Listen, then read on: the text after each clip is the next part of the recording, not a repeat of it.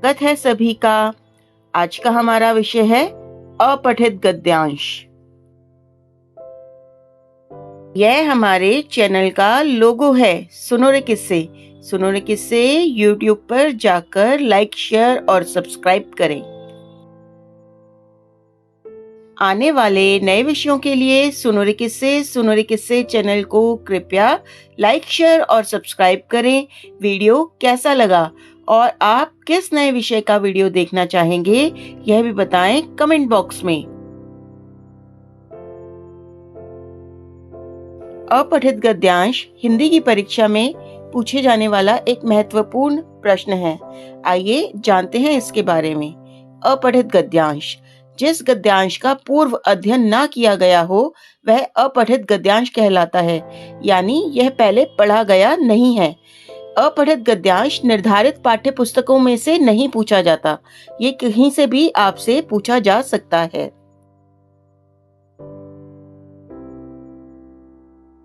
अपठित गद्यांश को हल करते समय ध्यातव्य बातें, यानी जो बातें आपको इसको हल करते समय ध्यान में रखनी है, वह बातें आइए जानते हैं।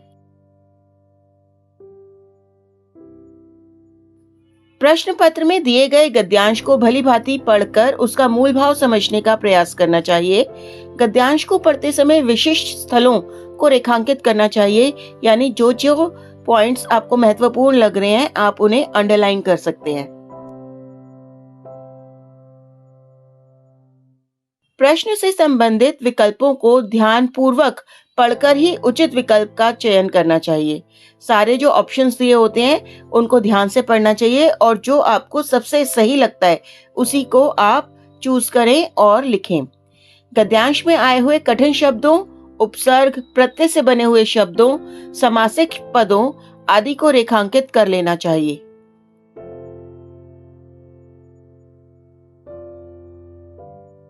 पूछे गए प्रश्नों का जवाब गद्यांश में से ही दिया जाना चाहिए। शीर्षक का चयन करते समय गद्यांश के केंद्रीय भाव को ध्यान में रखना चाहिए। अगर आपसे गद्यांश का शीर्षक पूछा गया है तो उसका जो मूल भाव है उससे संबंधित शीर्षक ही आपको लिखना चाहिए।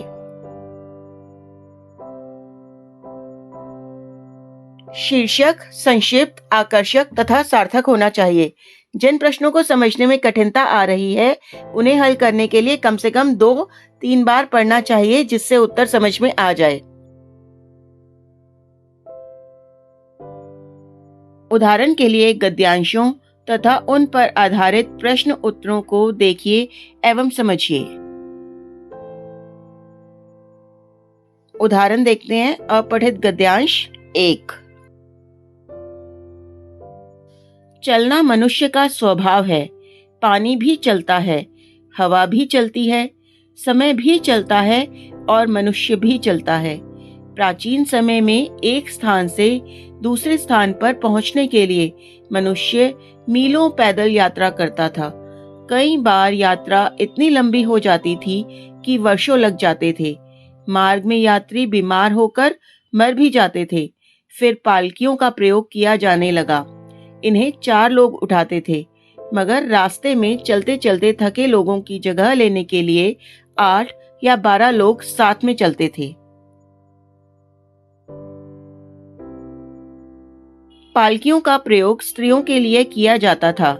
पहिए के आविष्कार ने मनुष्य का जीवन ही बदल दिया। इसके आविष्कार से सर्वप्रथम बैलगाड़ी द्वारा यात्रा सुगम व सस्ती होने लगी। धीरे धीरे इसी पहिए से मशीन से चलने वाली गाड़ियां सड़कों पर दौड़ने लगी। दिए गए गद्यांश को ध्यानपूर्वक पढ़कर दिए गए प्रश्नों के उत्तर विकल्पों में से चुनिए। पहला प्रश्न है, गद्यांश के लिए उचित शीर्षक छाटिए। पहला, पहिए का आविष्कार। दूसरा, प्राचीन यात्रा। तीसरा, लंबी यात्रा। चौथा, मनुष्य का स्वभाव। प्रश्न 2, प्राचीन समय में मनुष्य कैसे यात्रा करता था? हवाई जहाज द्वारा, गाड़ी द्वारा, पैदल, घोड़ा गाड़ी द्वारा। प्रश्न 3, पालकियों का प्रयोग किनके लिए किया जाता था? 1. बच्चों के लिए, 2. युवकों के लिए, 3. पशुओं के लिए, 4. स्त्रियों के लिए। प्रश्न 4. पालकी कितने लोग उठाते थे? 4, 8, 12 या 6? प्रश्न 5. पहिए के आविष्कार के बाद सर्वप्रथम यातायात के किस साधन का निर्माण हुआ? घोड़ागाड़ी, हाथगाड़ी, बैलगाड़ी। आविष्कार का पर्यायवाची शब्द छांटिए। बनाना, खोज, दस्तकार, रथ। आइए अब उत्तर देखते हैं, जो आप चेक कर सकते हैं दोबारा से स्लाइड खोलकर। पहले का उत्तर 1 है, दूसरे का ऑप्शन 3, तीसरे का ऑप्शन 4, चौथे का ऑप्शन 1, पांचवे का ऑप्शन 3 और छठे का ऑप्शन 2।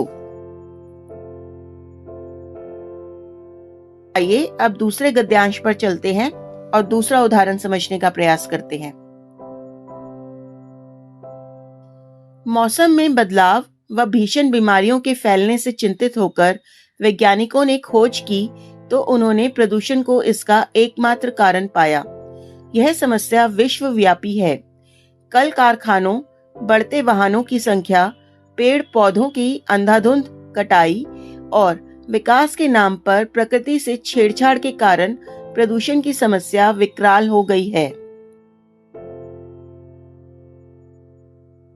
अंतर्राष्ट्रीय समुदाय प्रदूषण को रोकने के लिए प्रयासरत है, परंतु इसका अर्थ यह नहीं है कि सारे कल कारखाने बंद कर दिए जाएं या सभी वाहनों को रोक दिया जाए और हम पुनः पाषाण काल में लौट जाएं और विज्ञान की प्रगति को ताक पर रख दें। समस्या का हल विकास को रोकने में नहीं बल्कि युक्तिसंगत उपाय खोजने में है।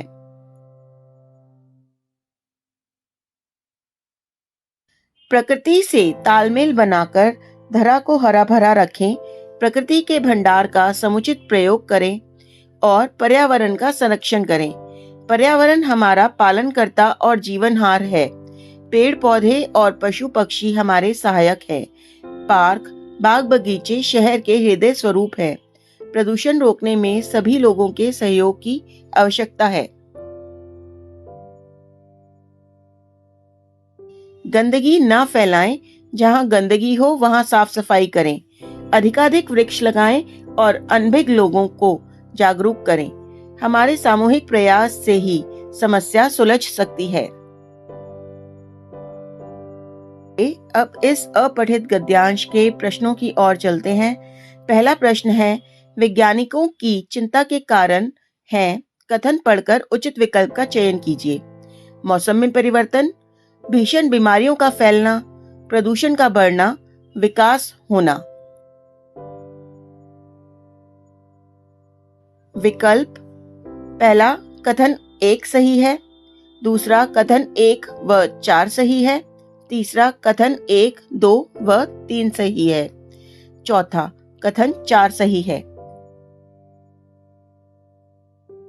प्रश्न 2, कथन ए और कारण आर को पढ़कर उपयुक्त विकल्प चुनिए। कथन ए, प्रदूषण को रोकने के लिए प्रयास करने का यह अर्थ कदापि नहीं है कि हम पाषाण युग में चले जाएं।